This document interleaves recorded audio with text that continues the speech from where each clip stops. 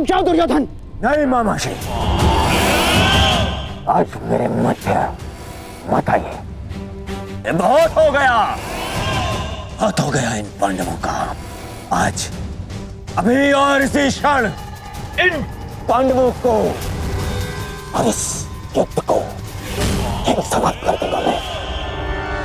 और मुझे भी कोई कारण नहीं दिखता कि मैं तुम दोनों को अभी उसी समय समाप्त न कर डालूं। कारण है मेरे पास भीम, है कारण, परंतु वो कारण मैं तुम्हें नहीं बताऊंगा, तुम्हारे ज्येष्ठ भ्राता युधिष्ठिर को बताऊंगा। क्यों धर्मराज, आप तो स्वयं धर्म के प्रतीक हैं। आपसे ऐसे अधर्म की आशा नहीं की थी मैंने। और धर्म आपने किया है मामाश्री। आपने मामाश्री शल्य को अपनी चाल में कोई छल नहीं किया, कोई अधर्म नहीं किया है मैंने।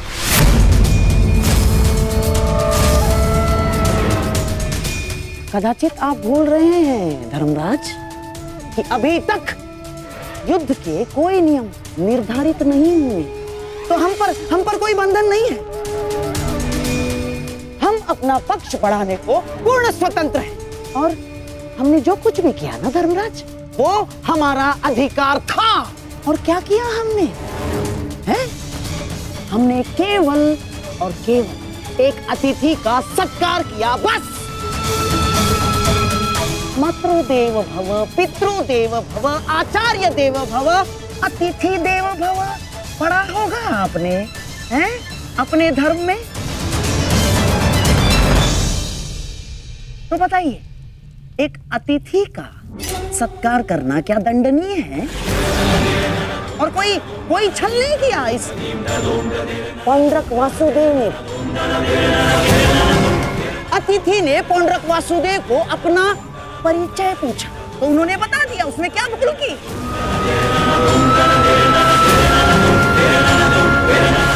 और हाँ, आपके मामाश्री शल्य पर हमने कोई दबाव नहीं डाला, ना ना ना ना ना ना, बिल्कुल दबाव नहीं डाला।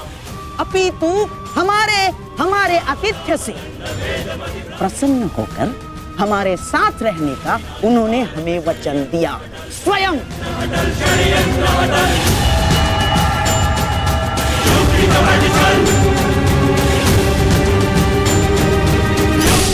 धर्मराज, मुझे खेद है कि आपको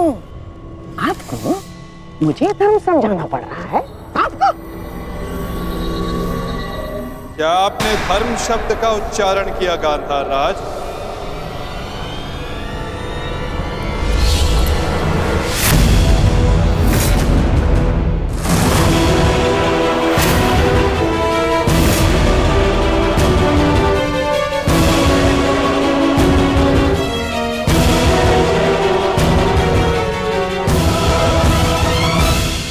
धर्म अधर्म का ज्ञान आपके मुख से सुनकर आश्चर्य हुआ, उनके मुख से जिन्होंने स्वयं कभी धर्म की सीमा का मान न रखा, न राजभवन में, न उत्तराधिकारी के चुनाव में,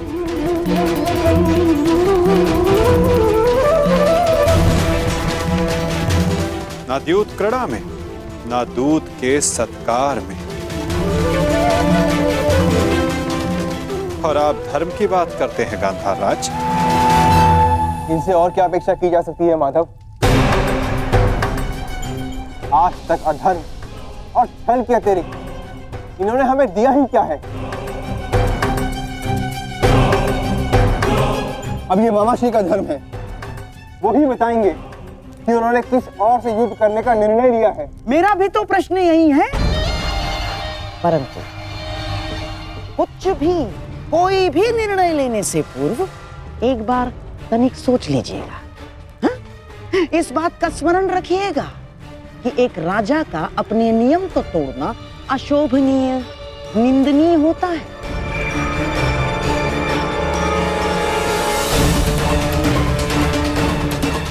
कैसे आपकी प्रजा आपका सम्मान करेगी जो राजा अपने दिए हुए वचन को तोड़ देता है, दिए हुए वचन से पलट जाता है। क्या क्या मुख लेके जाएंगे आपके प्रजा के समक्ष आप? तो युद्ध में आप किसका साथ देंगे? अपने भांजों का या अपने वचन का सम्मान करेंगे, मान करेंगे? पुत्र नकुल, मुझे क्षमा कर दो, परंतु मेरे पास कोई विकल्प ही नहीं है।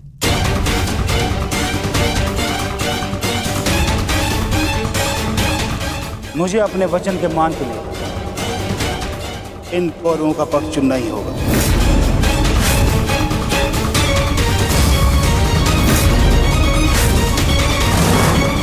तो ठीक है मामाश्री, अब हम भी आप पर प्रहार करने के लिए सज रहेंगे।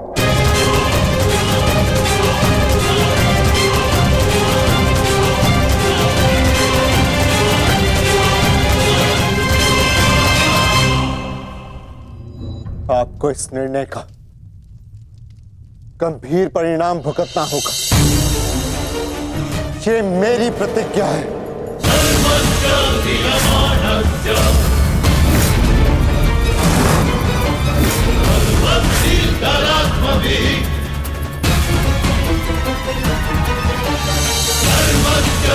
पुत्र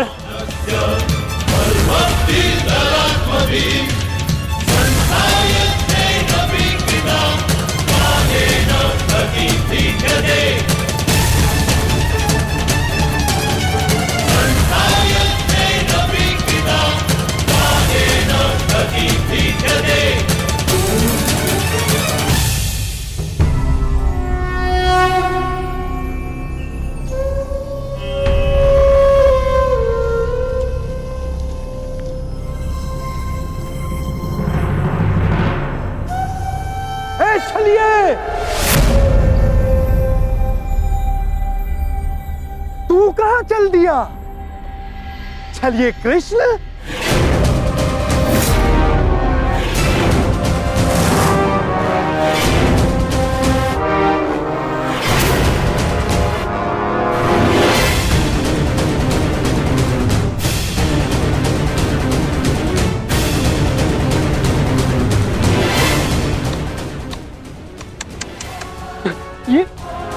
ये क्या देख रहा हूं? वो कृष्ण जिसके मुख से मुस्कान कभी जाती ही नहीं थी, आज वो इतना गंभीर मुख बनाकर बैठा है, इतना विद्रूप मुख बनाकर बैठा है। तनिक सोचो, युद्ध के पूर्व ही तुम्हारी ये दशा है, तो युद्ध के पश्चात तुम्हारी कैसी दशा होगी? अब मुझे तुम्हें देखकर क्रोध नहीं आता, दया आती है, दया।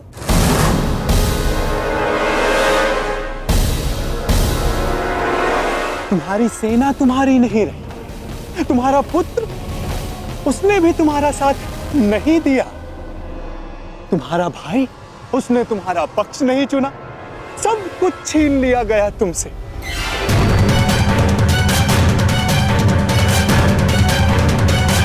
अरे हाँ, मुझे तो अभी स्मरण हुआ, तुम तो बड़ा मायावी बनते हो ना, तो क्यों नहीं रोक लेते ये सब? हाँ, रोक लो, रुको।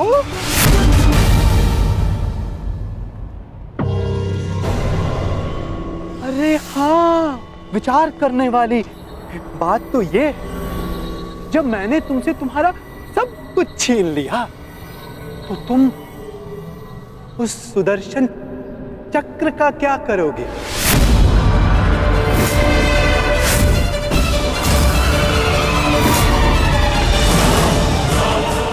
क्या करोगे तुम उस सुदर्शन चक्र का? मेरी वस्तु मुझे वापस दे दो, मुझे मेरा सुदर्शन चक्र वापस दे दे पाखंडी कृष्ण। बस पाखंडी, मत भूल तू किसके समक्ष खड़ा है। चांद,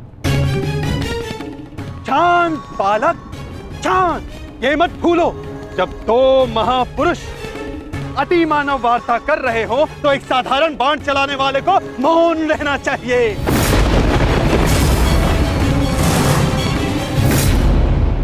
दुष्ट पौंद्रक, मैं आज ये सिद्ध कर देता हूं तू कितना बड़ा अतिमानव है। अरे मूर्ख, तू अपनी तुलना वासुदेव से करता है। यदि साहस है तो आ और आके मुझसे युद्ध कर।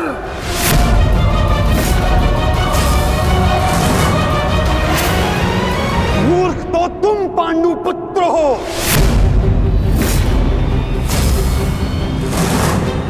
जो ये कभी नहीं समझ पाए कि कोयला कौन है और हीरा कौन, स्वर्ण क्या है और ताम्र क्या है।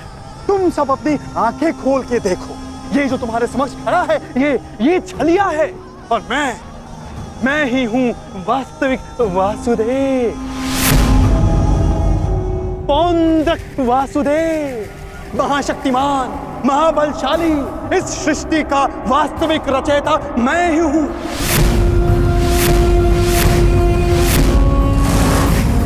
यदि मैं चाहूं तो तुम सबको एक क्षण में तुम सबका अंत कर सकता हूं। इसलिए मुझे मेरा अस्त्र उठाने के लिए पौंद्रक,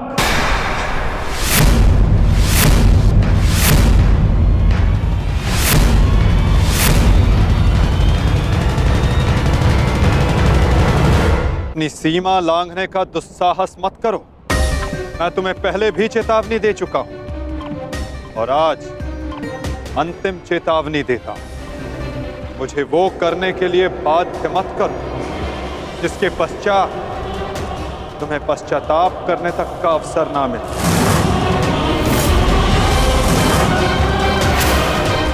जाओ यहां से पौंद्रक।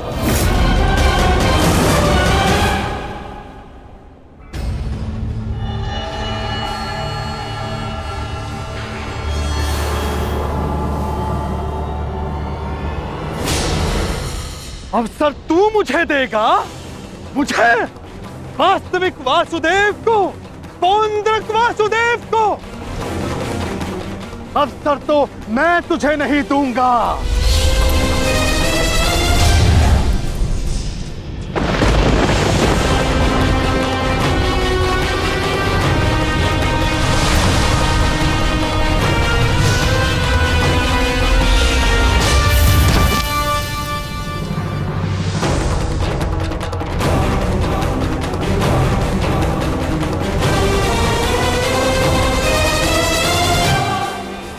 दृष्टि से बाण शक्ति से जीते ये सारा रण, शांत चित धरे आत्मबल भरे जीते हर बाधा कर, छूट ना पाए लक्ष्य हो जाए सा झुका होकर, वेग है सूर्य तेज है कवच चढ़ा इसके। दोबारा ऐसा दुस्साहस मत करना, अन्यथा कुछ करने के योग्य नहीं रह जाओगे पौंद्रक। मेरे पक्ष में होकर मुझे पर प्रहार करता है मूर्ख दुर्योधन। ये तुम्हारा मित्र है या शत्रु? तुम्हें पूर्ण विश्वास तो है ना कि ये हमारे ही पक्ष में है? इस सूत पुत्र मित्र को समझा दो कि मेरे और उस पाखंडी कृष्ण के मध्य आना बंद करे, अन्यथा तुम्हारे मित्र को दुष्परिणाम भुगतना होगा। मित्रगण, पौंद्रक को उचित कह रहा, तुम हमारे पक्ष में हो। पौंद्रक को वासुदेव पर प्रहार करने से क्यों रोका? क्योंकि मैं वीर दुर्जय योद्धा दुर्योधन के पक्ष में हूं। पीठ पीछे वार करने वाले को कायर कहा जाता है, वीर नहीं। तो ये कहां का न्याय है मित्र? जहां एक निहत्थे पर पीछे से वार किया जाता है, क्या युद्ध से पूर्व ही हमारे पक्ष के योद्धा युद्ध के नियम भूल गए हैं?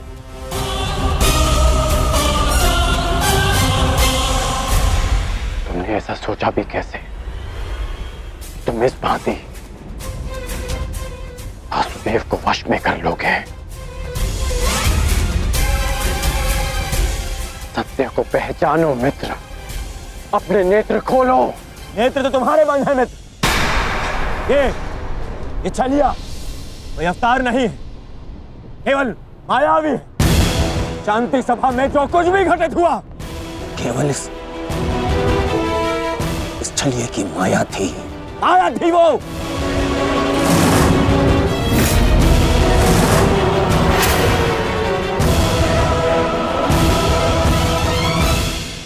नहीं मित्र, तुम फिर से भूल कर रहे हो। भूल तो दुर्योधन ने किया, तुझे अपने पक्ष में रखकर विश्वासघाती। सत्य का ज्ञान तो तुझे नहीं है, तू अपने नेत्र खोल के देख। दुर्योधन, ये विश्वासघाती इन पांडवों के साथ और इस छलिए कृष्ण के साथ जाकर मिल चुका है। इस छलिए कृष्ण की वाणी बोल रहा है, उसके वश में है ये। अपने कर्मों को वश में ना रख पाए, परंतु अपने शब्दों को विराम लगाओ पौंद्रक। विश्वासघाती और छलिए तो तुम हो, जो स्वयं को किसी और के रूप में ढालना चाहता है। तुम एक अस्तित्वहीन घृणित जीव हो, जिसके पास ना कोई सम्मान है और न स्वयं की पहचान। तो अब एक सूत पुत्र मुझे मेरी पहचान और मान का ज्ञान देगा। पहचान तो मैं तुझे गया।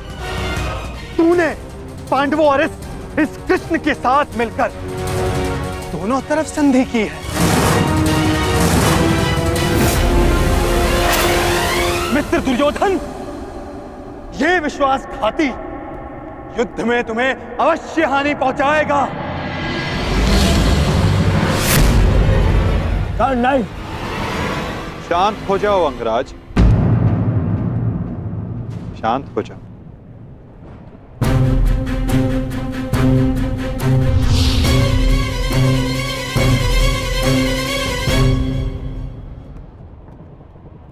उचित ही तो कहा था पौंद्रक ने। आज मेरा हर अपना, मेरा हर संबंधी मेरे विपक्ष में खड़ा है, और अब तो मेरा नाम भी मेरा नहीं रहा, उसे पौंद्रक ने ले लिया। सत्य कहा तुमने पौंद्रक, तुम्हें वो अवश्य मिलना चाहिए जिसके तुम अधिकारी हो।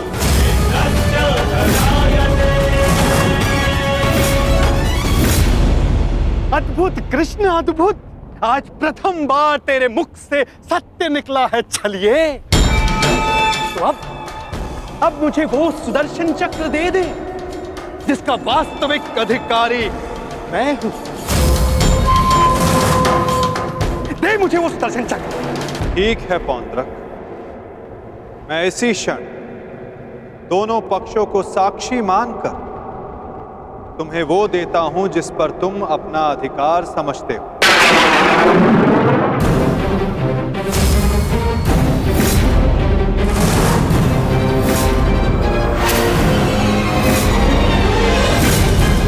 जो निश्चित रूप से तुम्हें वासुदेव में परिवर्तित कर देगा।